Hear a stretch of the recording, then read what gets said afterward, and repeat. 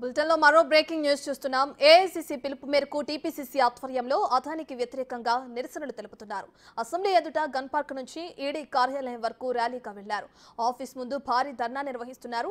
Adani mega కుంభకోణంపై విచారణ జరపాలని demand చేస్తున్నారు. సెబీ చైర్మన్ అక్రమాలపై జేపీసీ వేయాలి, సెబీ చైర్మన్ రాజీనామా చేయాలని, దోషులకు చట్టపరంగా శిక్షించాలని డిమాండ్లతో ఈ ఆందోళన చేపట్టారు.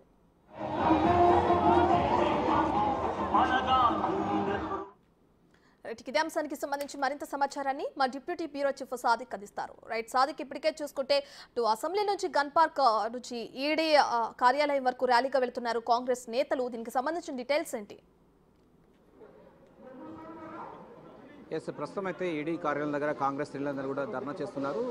సెబీ అదేవిధంగా అదాని ఆస్తులపైన జాయింట్ పార్లమెంట్ కమిటీ వేయాలని కూడా డిమాండ్ చేస్తున్నారు. మనతో మాట్లాడడానికి ఎమ్మెల్సీ బల్మూర్ వెంకట్ గారు ఉన్నారు. వెంకట్ గారు అడిగి విషయం సార్, ఏంది ఈ జేపీసీ వేయాలని మొదటి డిమాండ్ చేస్తున్నారు, అయినప్పటికీ బీజేపీ ప్రభుత్వం మోడీ ఎందుకు ఇట్లా తాస్వారం చేస్తున్నారు, ఏంటి మీ డిమాండ్స్ ఏంటి? ఇప్పుడు సెబీ చైర్మన్ వారి హస్బెండ్ ఏదైతే ఇతర దేశాలలో అదానికి సంబంధించిన కంపెనీలో దానికి సంబంధించి ఏదైతే ఇన్వెస్ట్మెంట్ చేసిరని ఆధారం ఉన్నప్పుడు దానికి సంబంధించి జేపీసీని వేయాలని చెప్పని మొట్టమొదటికెళ్ళి కూడా డిమాండ్ చేస్తున్నా, అదానీ అంబానీని కప్పుపుచ్చడానికి కొంతమంది వ్యక్తుల్ని కాపాడడానికి బీజేపీ పార్టీ వ్యవహరిస్తుందని చెప్పి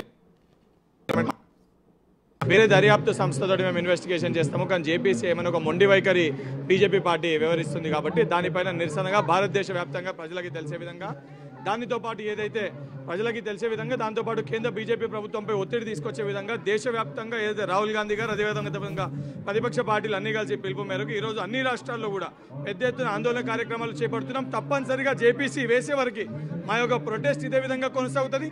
బీజేపీ ప్రభుత్వంపై ఒత్తిడి తీసుకొని వస్తూనే ఉంటాము. ఎవరైతే గతంలో కూడా నల్లధనాన్ని ఇతర దేశాలు తరలిస్తామని కూడా డిమాండ్ చెప్పడం జరిగింది. ఆ తర్వాత మళ్ళీ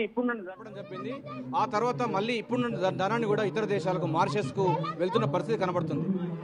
మోడీ గారు కేవలం మాటలకి చెప్పడు తప్ప వాస్తవాలకి ఎక్కడ కూడా ఇప్పటివరకు నల్లధనాన్ని తీసుకురాలే. ఇక్కడ ఉన్న ఏదైతే నల్లధనాన్ని దోచుకున్న వ్యక్తుల్ని బయట రాష్ట్రాలకి పంపించడము, ఏదైతే బయట దేశ ఉద్దేశపూర్వకంగా బడాబాబులని కాపాడే ప్రయత్నం బీజేపీ పార్టీ చేస్తుంది.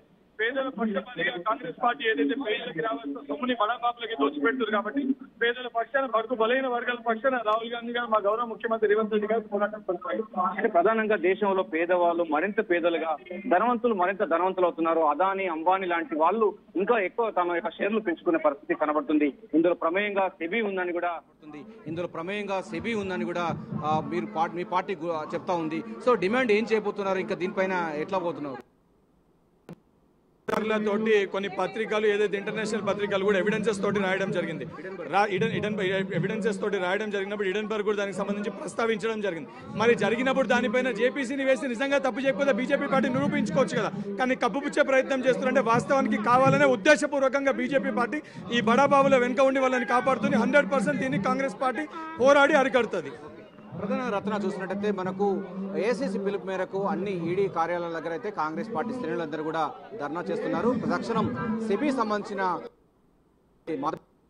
ఆమె అరెస్ట్ కావాలి, ఆమెను రాజీనామా చేయాలి, అదేవిధంగా సెబీ పైన అదాని ఆస్తుల పైన కూడా పూర్తి స్థాయిలో కూడా విచారణ జరిపించేందుకు గాను జాయింట్ పార్లమెంట్ కమిటీ వేయాలని కూడా డిమాండ్ అయితే చేస్తా ఉన్నారు. కాంగ్రెస్ పార్టీ శ్రేణులందరూ కూడా ఈడీ ఆఫీస్కు రావడానికి మనకి ముఖ్యమంత్రి రేవంత్ రెడ్డికి అదేవిధంగా డిప్యూటీ సీఎం బట్టి విక్రమార్క రాబోతున్నారు. సో తక్షణం కేంద్ర ప్రభుత్వం జేపీసీ వేయాలి, దీనిపైన పూర్తి స్థాయిలో విచారణ జరిపించాలని కూడా డిమాండ్ చేస్తున్నారు. Right, thank you Sadiq.